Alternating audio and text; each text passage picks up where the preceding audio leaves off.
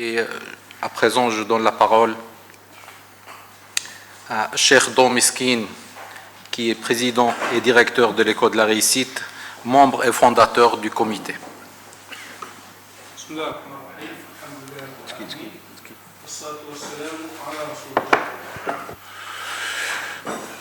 Madame la Présidente, chers frères, chères sœurs, c'est avec grande joie qu'on soit ici ensemble pour débattre d'un tel sujet. Merci, Madame la Présidente, d'avoir présidé cette rencontre. Elle est aussi importante. Donc, j'ai risqué d'être empêché par la grippe d'assister, mais j'ai tenu quand même, et je remercie Dieu de m'avoir permis d'être parmi vous. Donc, on a beaucoup de choses à dire, mais le temps, bien sûr, est limité, et nous avons besoin d'une franchise. Sans la franchise, on ne peut pas avancer beaucoup. Il y a beaucoup d'hypocrisie dans le monde qu'il faut commencer par connaître en quoi qu'on peut avancer sur des problèmes, et l'hypocrisie a fait en sorte qu'elle nous a retardé donc, chez la résistance iranienne pour être reconnue depuis plus que 10 ans dans une situation qui n'a pas raison d'être cette difficulté. Cette hypocrisie, il faut la mettre dans nos planifications quand on voit que les droits de l'homme dans les accords internationaux ne tiennent pas beaucoup, ni la démocratie dans les pays n'a pas beaucoup d'importance vis-à-vis d'autres problèmes comme les droits de l'homme, comme les droits des Ashrafiens. Qu'est-ce qui pèse vraiment chez les pays occidentaux, chez les pays arabes, chez les pays musulmans? Est-ce que c'est la dignité de l'être humain en tant que musulman qu'on doit reconnaître aux quelques contrats de pétrole? Que ce soit pour les pays arabes, les pays musulmans, les pays occidentaux, africains, partout, c'est le défi qui nous rencontre, et chaque stratégie qui ne tient pas compte de ces éléments-là n'aura pas la possibilité d'aller très loin, ou peut-être on arrivera après un certain nombre de dizaines d'années, et c'est du temps perdu. Donc il faut reconnaître que les hypocrisies n'ont jamais manqué du côté des pays musulmans. Ceux qui parlent au nom de l'islam font beaucoup plus de mal à l'islam et au respect des droits de l'homme et aux libertés des citoyens que d'autres pays qui ne parlent pas au nom de l'islam. Donc on serait tranquille si on aura un jour aucun pays qui ne parle au nom de l'islam. Ça nous fait beaucoup de mal. Même les organisations, quand on fait des organisations pour parler au nom de l'islam, même en France et en Occident, on risque de faire plus de mal aux musulmans que d'avoir des associations, des organisations libres qui se permettent de traiter donc de façon égale. L'autre hypocrisie est occidentale. J'assume ma responsabilité de dire que Daesh est parachuté occidentalement pour imposer de nouvelles stratégies au Moyen-Orient. Nous faisons oublier Ashraf, nous faisons oublier le Quds, nous faisons oublier la Palestine, et reconnaître des gouvernements illégitimes comme celui de l'Irak, comme celui de la Syrie, et faire entrer l'Iran dans les enjeux stratégiques du Moyen-Orient pour les années à venir à cause de l'importance du pétrole. Si on part de ce constat-là, il faut le reconnaître, on ne doit pas croiser les bras, on doit lutter. Cette dimension culturelle qu'on propose aujourd'hui, c'est ce qu'il y a de plus important. La dimension culturelle, elle passe mieux dans les médias, elle peut être mieux entendue chez des intellectuels, chez des universitaires, chez les médias, chez les politiques par la suite. Mais si on commence à leur parler politique dès le premier jour, ils vont ne voir que l'intérêt économique. Mais si on adopte cette position culturelle de montrer ce qu'est l'islam, la tolérance, maintenant on est en train d'étouffer toute voie démocratique et toute démocratie qui veut naître dans les pays arabo-musulmans, on est en train de l'étouffer, on ne veut pas de cette démocratie. Tel était le cas au XIXe siècle, avant la colonisation. Les efforts de la Renaissance ont été étouffés pour légitimer la colonisation. On est en train d'étouffer tous les essais du printemps arabe, une seule qui reste en bougie donc qui est en hibernation, qui n'a pas été étouffée. On ne veut pas de ces démocraties dans le monde musulman. Il y a d'autres projets qui attendent ce musulman. C'est le projet du Grand Orient avec des miettes de pays, de très petits pays, avec une stratégie peut-être avec un grand pays.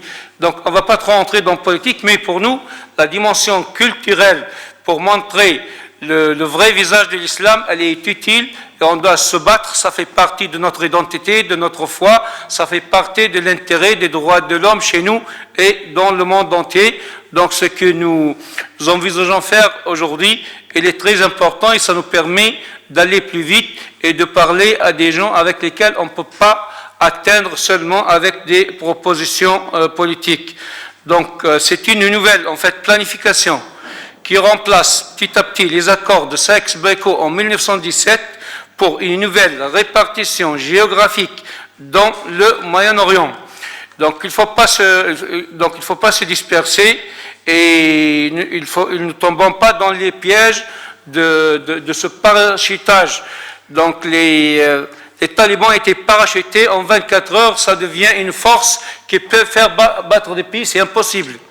En quelques mois, une organisation peut être créée et qui peut faire tomber 2 pays et le monde entier ne sait pas quoi faire. C'est du n'importe quoi, c'est la gaminerie politique qui ne passera pas, on sait qu'il y a quelque chose.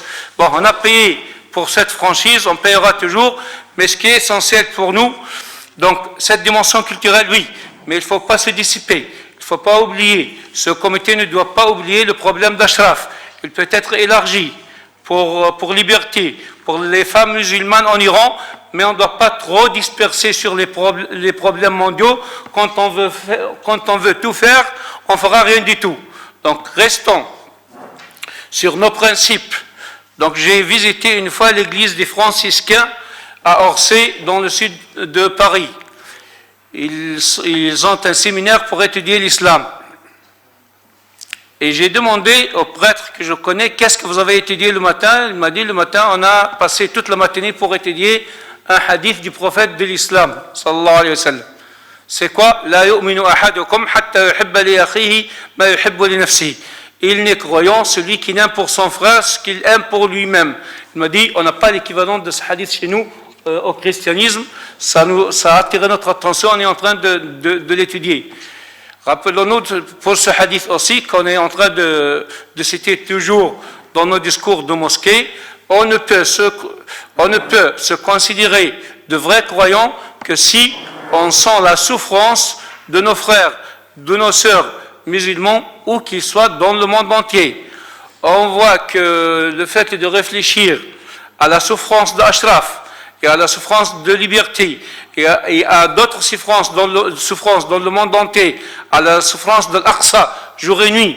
Donc si on considère que ces souffrances, ou réfléchir à ces souffrances, c'est un luxe, on se trompe 2 fois. Celui qui n'a pas le sentiment de sentir le mal avec ces gens-là, de souffrir avec leurs souffrances, comme disait le prophète sallallahu alayhi wa sallam, quel jasad al-wahidi, idha ishtaka minhu 'udhun tada'a lahu sa'ir al-jasad bis-sahri wal-humma. La belle comparaison du prophète sallallahu alayhi wa sallam des musulmans, c'est comme un seul corps humain. Quand vous avez une blessure sur un organe, un doigt ou autre, c'est tout le corps qui va souffrir et non pas l'organe seulement. Cette souffrance d'Ashraf, on a travaillé, mais on a toujours le sentiment qu'on n'a pas fait grand-chose. Subhanahu wa ta'ala, Dieu lui donne la patience. Peut-être qu'ils sont en train de sentir la souffrance moins que des gens qui sont intéressés. Chaque fois que Dieu donne l'épreuve, il lui donne la patience avec. Mais nous avons besoin, peut-être qu'ils ont besoin qu'on bouge pour eux, mais nous avons besoin plus que de bouger pour eux. Si on ne bouge pas pour eux, nous ne confirmons pas notre foi en islam. On doit revoir notre islamité si on sent que c'est un problème léger auquel on ne doit pas trop s'intéresser. On n'a pas donné attention à ce que disait le prophète sur le hadith, sur notre foi. Donc c'est une obligation, et si on bouge pour eux, on est quelque chose. On donne un sens à la vie, à militer pour eux, Et si on va rester tranquille, on n'a pas donné de sens à ce militantisme, on n'est rien en fait si de tels problèmes ne nous permettent pas de bouger.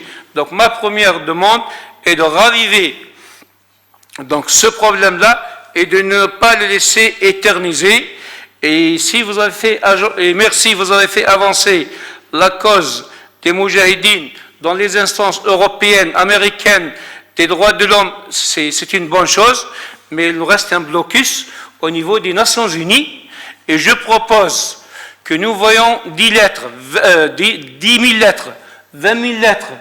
On prend un texte en expliquant la situation d'Ashraf et le mal qu'a causé les Nations Unies pour envoyer au secrétaire général des Nations Unies 10 000 lettres, s'il faut 20 000, s'il faut 30 000 lettres, chacun l'envoie de son côté pour lui exposer le problème afin d'attirer son attention et l'attention des Nations Unies qui doivent revoir leur position sur ce problème-là. Sans ça, on ne va pas avancer les choses. C'est ma proposition d'aujourd'hui et merci de m'avoir écouté. Barakallahu fikum.